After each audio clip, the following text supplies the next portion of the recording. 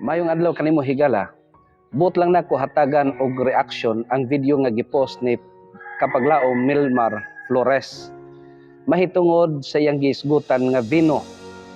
Now daghan kayo ang nag-react, daghan kayo ang nag-comment, daghan kayo ang nasuko mahitungod sa mao nga video. Apan higala, mangutan nako unsa may angay ninyong ikasuko niadto nga video. Niadto nga pagpasantop ni Kapaglao Milmar. Unsa may angay ninyong ikasuko? Nagpasabot ba di ay nga okay ra sa toa ang paghubog-hubog?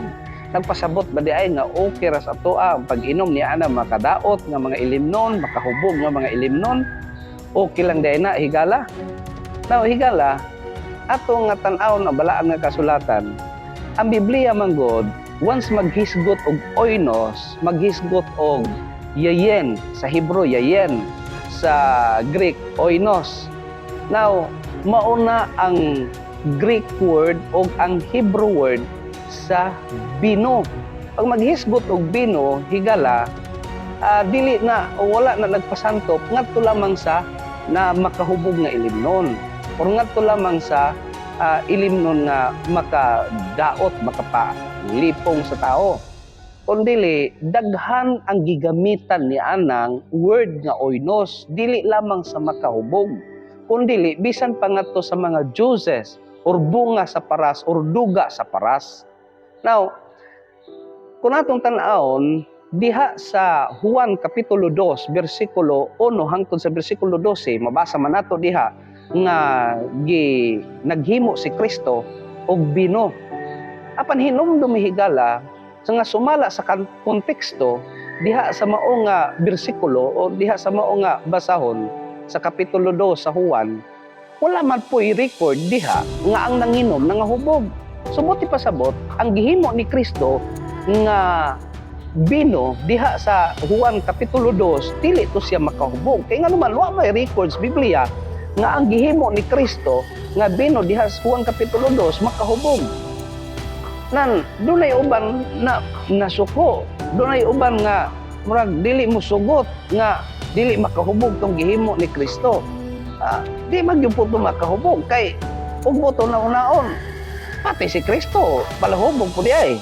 Kay ano man, imposible wala pud si Kristo moinom niya atong panahon na. Or ingon na lang nato nga ang mga tao nga nanginom ni adto nangahubog ba di ay.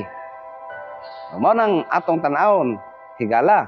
No? So dili nato siraduhon ang atong hunahuna, ang ato ang panghunahuna higala mahitungod ni ana nga isyu. Ngano man ang naghimo, ang nagbuhat sa bino mao mismo higala ang nagpasantop nga makadaot ang mao nga pag-inom og bino, labi na ang pagkahubog. Kung atong tan-awon, namang yun as Biblia, Efesos 5 versikulo 18, unsay giingon ni Apostol Pablo, ayaw kamo pagkahubog sa bino kay makadaot kana kaninyo. Hinunua pun-a hinuon ninyo ang inyong kaugalingon sa balaang espiritu. Subuti pasabot, ang paghubog-hubog, ang pag-inom ni ana makadaot. Gisgutan po sa Isaias Kapitulo 5, versikulo 11 hangtod sa versikulo 12. Gisgutan diha nga alaot katong magbuntag nga mag-inom. O labi na tong maghubog, unya napay apil pa maggitara-gitara. So, ang gisgutan diha higala, makadaot ang pag-inom ni anang makahubog nga ilimnon. Then, kung ay mo pong tanawon, Proverbio or Panultihon 20 versikulo 1, o ang mabiktima mahimong sabaan, ang mabiktima sa bino dili man gialamon. Unya kung imo pong basahon ang Proverbio 23 versikulo 29 o 27 hangtod sa versikulo 31, imo pong mabasa diha higala nga bisan gani ang pagtan-aw sa bino, ingon gani si Haring Solomon nga ayaw pagtan-aw sa bino kung kini nagapangidlap diha sa kupa. Ngano man mura nig bitin nga ug mapaakan ka, sigurado ang imong bation di gyud maayo. So mo na higala ang gipasantop diha nga ang oinos naggamit siya sa tanang klase sa bino nga giisgutan sa Biblia. Ang yayen nagagamit siya sa tanan nga klase sa bino nga giisgutan diha sa Biblia. Now, sama pananglitan kanang diha sa Pinadayag 14 bersikulo 9 ug 10 nga kadtong nagmasinupakon katong wa magmatinumanon sa sugos Ginoo, katong wala magmatinud-anon sa pag-alagad, o magainom sa kapungot, o magainom sa bino sa kapungot sa Dios. O oinos man gihapon na. So dili tanan nga oinos nga gisgutan sa Biblia makahubog ra, kundi daghan nga klase ang bino nga gisgutan diha sa Biblia nga gigamit sa Greek nga oinos. So dili lang usa o dili lang kanang makahubog kay ngano man sabto na to ang Biblia higala. Sabto na to ang Biblia. Adunay gitawag fermented wine, adunay gitawag unfermented wine. Though dili na to na mabasa sa Biblia kanang word fermented or unfermented apan maklasify nato. Nga naman, ang gigamit ramang yun sa Biblia, nga term, oinos ramang yun.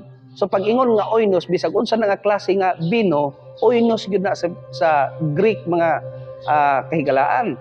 So, ato nga kanang i-analyze nga kung unsa ni nga klase ug makabasa tag bersikulo nga naghisgot og bino, ato unang sabton kung unsa na nga klase nga bino, makahubog ba na or dili. Kaya nga naman, oinos raman ang gigamit. Mao na nga gihatagan nato na og classification. Doon ay gitawag unfermented wine, doon ay fermented wine. Doon na po'y gitawag nga figurative, symbolikal. Doon na po'y gitawag medicinal. Ngano man, makita man nimo nga kanang ang konteksto sa gisulti nga mao'y gipasabot ana niya mahitungod niya ana nga bino. So higala dili nato siradaan ang ato nga hunahuna, no? Basta kay ang gisgutan sa Biblia nga dili maayo ang pag-inom sa bino nga makahubog. Ang gisgutan diha sa Biblia, ang atong imnon katura ba kaayo nga bino. Sama pananglitan niya ng mga juices, mo man ay gipasabot. Walang nagamit ang walay gitranslate sa Biblia nga juice. Kay ano man ang gigamit man niya mao ang word nga wine. Mao na nga sabto na to ba? Sabto na to higala, no? So hinaot nga nasabtan ninyo kining maong ato nga video. Ug salamat usab ka nga kapaglaom Milmar Flores sa iya nga pagpasantop mahitungod sa bino. Nga ang bino higala ang Dios labi na sa maisog nga ilimnon, labi na sa makahubog nga ilimnon, ang Dios higala nag-awhag gyud kanato nga kun mahimo dili kita magahimo sa pag-inom niya ng makahubog nga ilimnon kay makadaot na nato. Si Pablo mao'y nagsulti ana, dili ako, dili si kapaglaom Milmar. Ang Dios magpanalangin kanatong tanan.